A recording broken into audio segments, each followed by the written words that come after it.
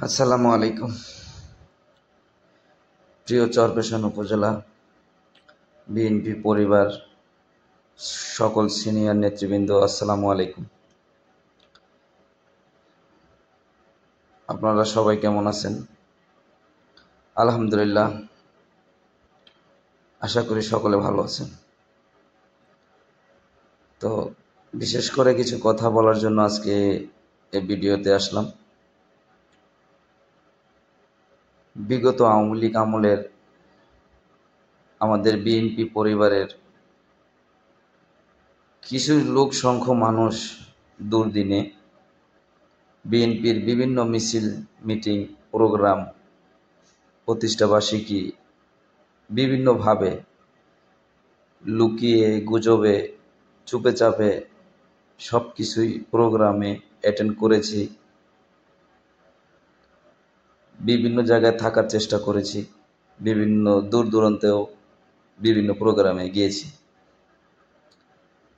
তো সেই ক্ষেত্রে একটা কথা বলতে চাই, সেটা হচ্ছে যে এখন এই 5ই আগস্টের পরে কিছু সুবিধাবন্তী লোক এখন সামনের সারিতে, যারা সর্বদাই সব সময় আপনাদের চোখের সামনে থাকে, তারা এখন অনেক বড় নেতা হয়ে গেছে, অনেক বড় ত্যাগী নেতা হয়ে গেছে তারা এখন।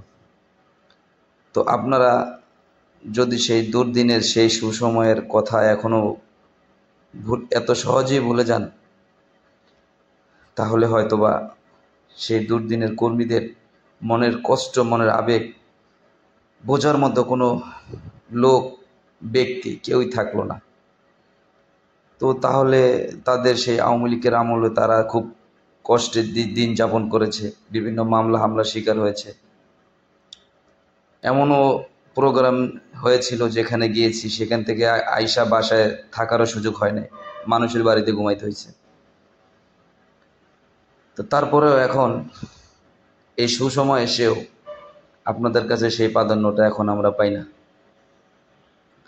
তো আশা করি আপনারা সুসময় আছে, থাকবে ইনশাআল্লাহ। সামনে আপনারা নেতৃত্ব করবেন, আপনাদের পাশে আমরা থাকব।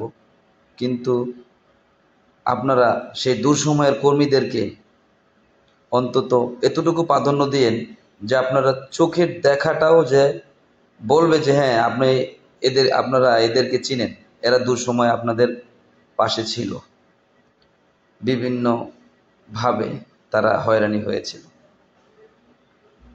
তো আপনাদের কাছে তো আসলে আমাদের মতো সামান্য কর্মীর এর চেয়ে বেশি কিছু বলার থাকে না।